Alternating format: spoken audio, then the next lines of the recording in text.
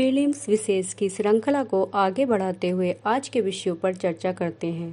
पहला विषय सोहराई खोबर पेंटिंग और तेल या रुमाल। दूसरा विषय कोविड चटाई। तीसरा विषय परावैंगनी कीटाणुनाशक विकिरण। चौथा विषय टोडा जनजाति। चलिए संक्षिप्त में इन विषयों पर चर्चा करते हैं। पहला विषय सोहराई खोबर पेंटिंग और तेल या रुमाल। 12 मई 2020 को झारखंड की सोहराई खोबर पेंटिंग और तेलंगाना के तेलिया रुमाल को भौगोलिक संकेतक रजिस्ट्री द्वारा भौगोलिक संकेतक टैग दिया गया। सोहराई खोबर पेंटिंग झारखंड के हजारीबाग जिले में स्थानीय एवं प्राकृतिक रूप से विभिन्न रंगों की मिट्टी का उपयोग करते हुए फसल के मौसम एवं शादी समारोह के दौरान स्थानीय आदिवासी महिलाओं द्वारा प्रचलित एक पारंपरिक एवं अनुष्ठानिक भित्ति कला है। यह पेंटिंग मुख्य रूप से हजारीबाग जिले में ही प्रचलित है। हालांकि हाल के वर्षों में इसके प्रचार प्रसार के कारण इसे झारखंड के अन्य हिस्सों में भी निर्मित किया जा रहा है। इसे परंपरागत रूप से मिट्टी के घरों की दीवारों पर चित्रित किया जाता था, किंतु अब इन्हें अन्य सतहों पर भी चित्रित किया जाता है। इस चित्रकला में लाइनों, बिंदुओं, जानवरों के चित्रों एवं पेड़ पौधों को प्रमुख स्थान दिया जाता है, जो अक्सर धार्मिक प्रतिमा विद्या का प्रतिनिधित्व करते हैं। तेल या रुमाल को सूती कपड़े में जटिल हस्तनिर्मित प्रक्रिया द्वारा बनाया जाता है, जिसमें 3 विशेष रंगों लाल, काले, सफ़ेद में विभिन्न प्रकार के डिज़ाइन एवं रूपांकनों को प्रदर्शित किया जाता है।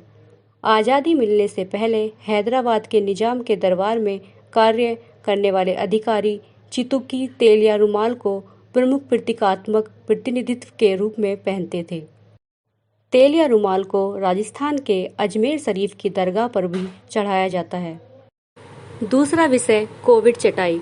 हाल ही में केरल सरकार ने बताया कि रोगजनकों को घरों, कार्यालयों, दुकानों एवं संस्थानों में प्रवेश करने से रोकने के लिए केरल स्टेट कोइर कॉरपोरेशन जल्द ही कोविड चटाई लॉन्च करेगा।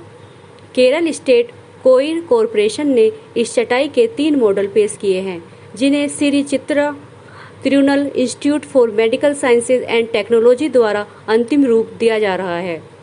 कोविड चटाई को तैयार करने के लिए रबड़ या प्लास्टिक से बने होल्डिंग ट्रे में फाइबर मैट या BC-20 मैट को लगाया जाएगा और कीटाणुनाशक को संतृप्त होने तक चटाई पर डाला जाएगा। जब कोई व्यक्ति नंगे पैर या जूते पहने हुए चटाई पर कदम रखेगा तो कीटाणुनाशक उसे साफ कर देगा।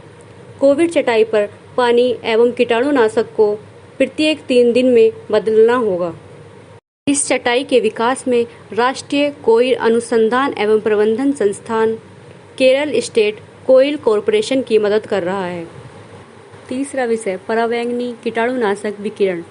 वैज्ञानिकों ने स्कूलों, रेस्तरां एवं अन्य सार्वजनिक स्थानों में कोरोना वायरस का पता लगाने के लिए परावैंगनी कीटाणुनाशक विकिरण के उपयोग का अध्ययन कर रहे हैं।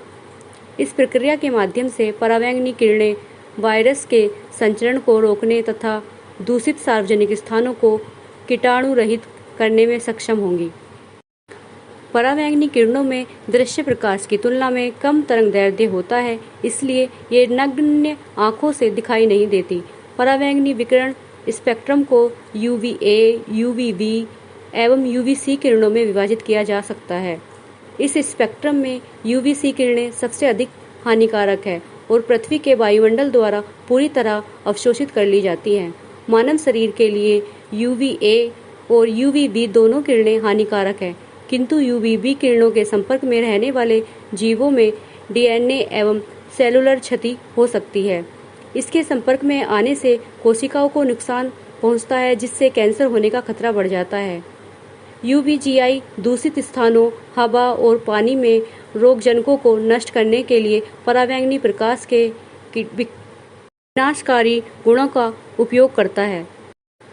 चौथा विषय टोडा जनजाति।